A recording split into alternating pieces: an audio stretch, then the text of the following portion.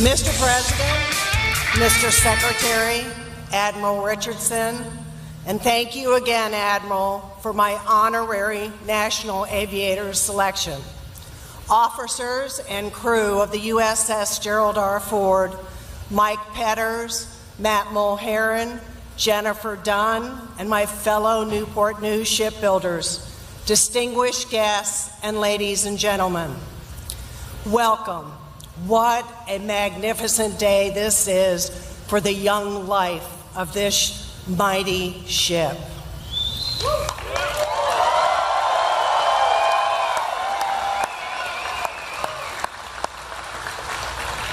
Mr. President, you have spoken passionately about America's greatness, and there are no finer examples of that greatness than the two groups that are before you here today.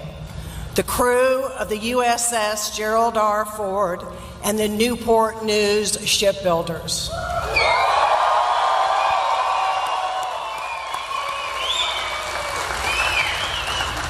Hopefully, we will all be together in Norfolk this summer to commission this ship. And let me add a special thank you to the Navy leaders for your continuing efforts to find a solution to Pier 11 dilemma. And for the commissioning, thank you very much. To my fellow Newport News shipbuilders, this is my 17th visit to our ship. Your patriotic commitment to excellence is reflected in every rivet and every bolt. Therefore, I am very proud to say, as Dad most certainly would be, congratulations, fellow shipbuilders, and thank you. I'm reminded of a speech that Dad gave in Norfolk, May 3rd of 1975. That day, my dad commissioned the new aircraft carrier, the USS Nimitz. 4 decades after the Nimitz was commissioning, the words that Dad spoke that day are still spot on and accurate. The President, it's as if we can hear Dad's voice speaking to us about the USS Gerald R. Ford. Quote, "I see this great ship as a symbol of the United States, of our immense resources and skilled workers and our boundless energy and our military strength. Wherever this ship flies her flag, she will be a symbol of the United States strength.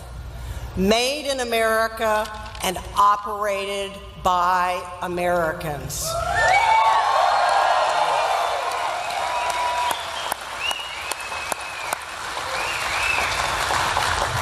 Whether her mission is one of defense, diplomacy, or humanity, this aircraft carrier will command awe and admiration from some, caution from others, and respect from all, end quote. So, ladies and gentlemen, to those who threaten our homeland or our liberties, let the word go forth. Very soon, 100,000 tons of the most powerful warship ever known will report for duty to her Commander-in-Chief. Congratulations, crew members, and Godspeed. Therefore, ladies and gentlemen, as a ship sponsor of the USS Gerald R. Ford, and on behalf of the 38th President of the United States, it is a high honor to introduce and welcome to Dad's namesake aircraft carrier, the 45th President of the United States, Donald J. Trump.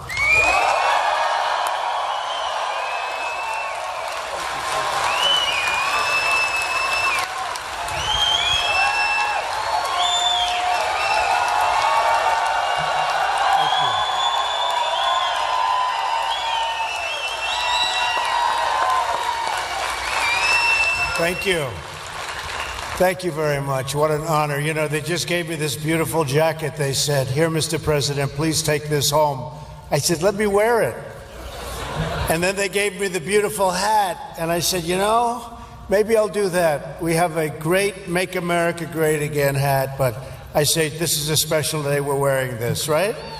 So I have no idea how it looks, but I think it looks good. It's a great looking hat. Just like this is a great looking ship.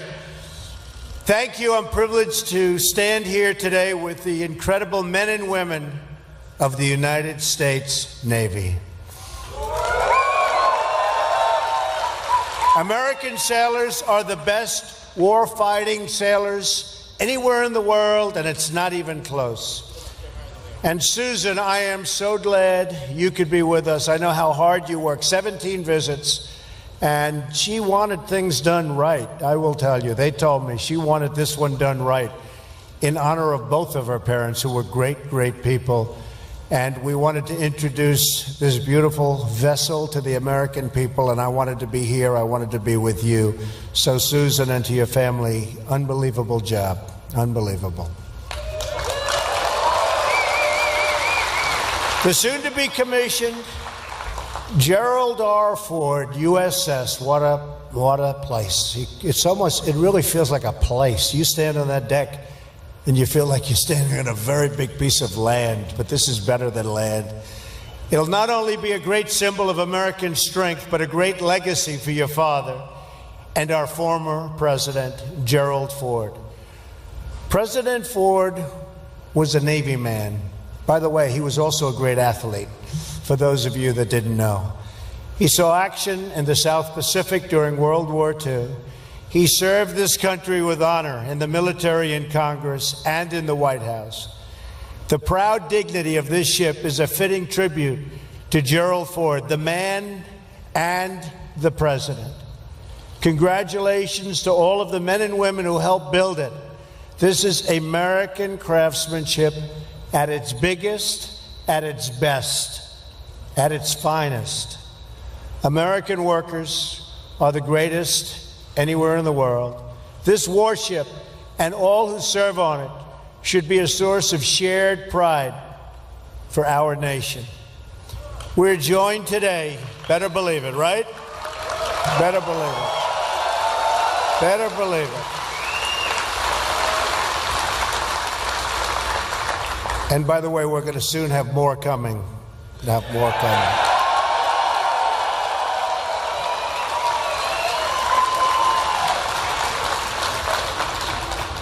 We are joined today by General Mattis, now Secretary Mattis. Where is he?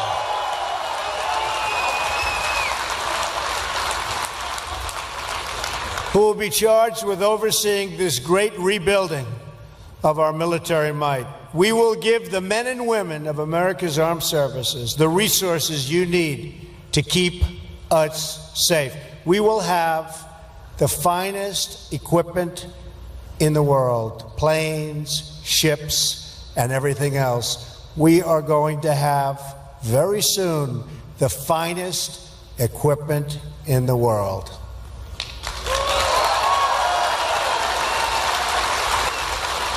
We will give our military the tools you need to prevent war and, if required, to fight war and only do one thing.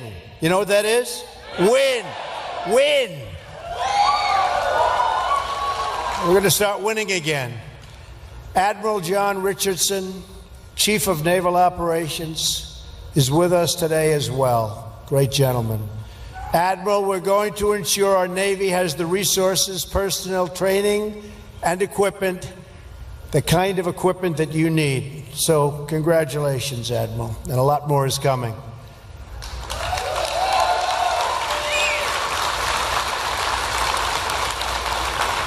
Let me congratulate Captain Richard McCormick, Commanding Officer of the Gerald R. Ford. This ship will make an extraordinary addition to the fleet, like no other. Anywhere in the world, there's nothing like this. It represents the future of naval aviation. I have no greater privilege than to serve as your Commander-in-Chief and the Commander-in-Chief of the men and women of the United States military. Great people. Great, great people.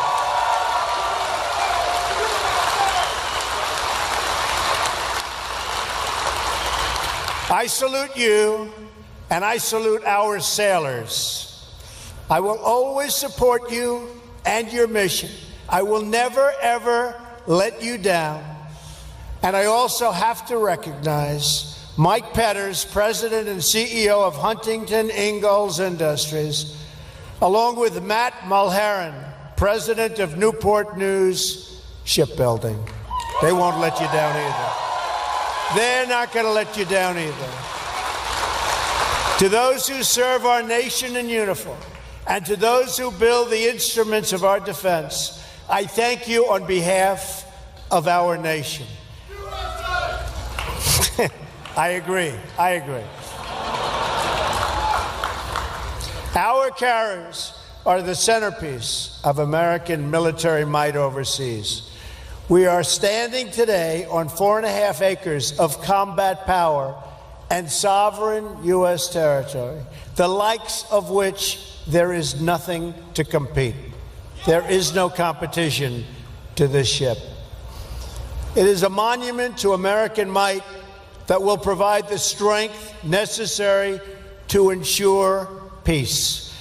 This ship will carry 4,500 personnel and 70 aircraft and will be a vital component of our defense. This carrier and the new ships in the Ford class will expand the ability of our nation to carry out vital missions on the oceans to project American power in distant lands. Hopefully, it's power we don't have to use. But if we do, they're in big, big trouble.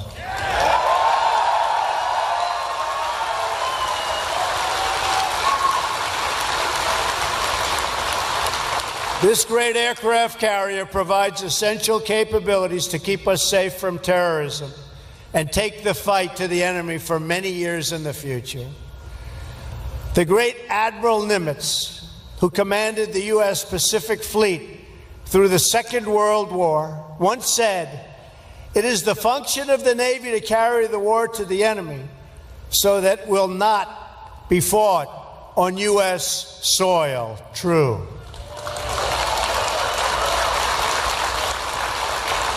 And it was under Admiral Nimitz's command 75 years ago this June that the Navy did just that. At the Battle of Midway, you've all known about the Battle of Midway, where the sailors of the U.S. Navy fought with a bravery that will be remembered throughout the ages.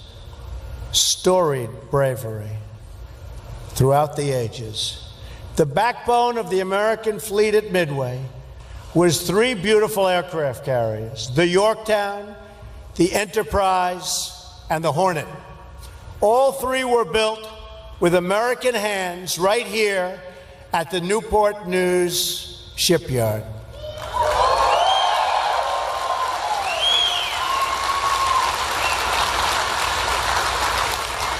At Midway, America was greatly outnumbered by, a lot. And its fleet badly damaged. But the heroic deeds changed the course of history. Many brave Americans died that day, and through their sacrifice, they turned the tide of the Pacific War. It was a tough tide. It was a big tide. It was a vicious tide, and they turned it. Countless other Americans in that war, some of them parents and grandparents to people in this room today, came home thanks to their very heroic deeds. The sailors at Midway are part of a long line of American heroes, an unbroken chain of patriots from each generation to the next, who rose to defend our flag and our freedom. That legacy continues today as American warriors protect our people from the threat of terrorism.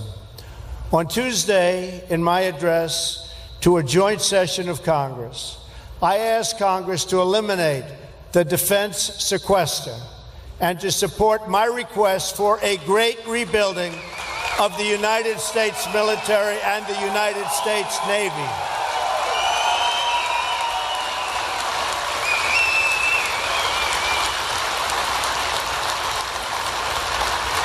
After years of endless budget cuts that have impaired our defenses, I am calling for one of the largest defense spending increases in history. And by eliminating the sequester and the uncertainty it creates, we will make it easier for the Navy to plan for the future and thus to control costs and get the best deals for the taxpayer, which of course is very important, right? Got to get a good deal. We don't make a good deal, we're not doing our job. The same boat for less money, the same ship for less money, the same airplanes for less money. That's what we're doing. That's what we're doing. It means we're going to get more of them, and we can use them. Our military requires sustained, stable funding to meet the growing needs placed in our defense. Right now, our aging frontline strike and strike fighters, the whole aircraft, many, many aircraft, are often more likely to be down for maintenance than they are to be up in the sky. Our Navy is now the smallest it's been since, believe it or not, World War I. Don't worry. Going to soon be the largest it's been. Don't worry. Think of that. Think of that. In these troubled times, our Navy is the smallest it's been since World War I. That's a long time ago. In fact, I just spoke with Navy and industry leaders and have discussed my plans to undertake a major expansion of our entire Navy fleet, including having the 12-carrier Navy we need.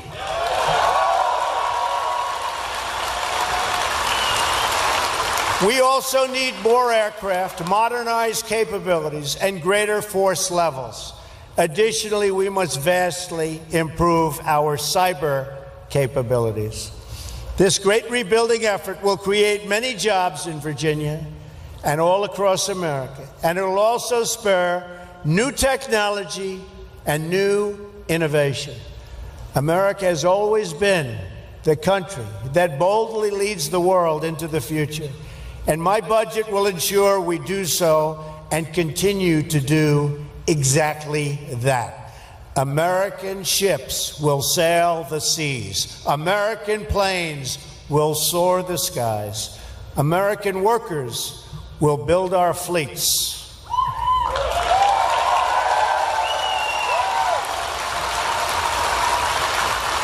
And America's military will ensure that even though the darkest nights and throughout, a bright and glowing sun will always shine on our nation and on our people.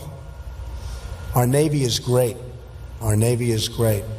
Our people are great. Great.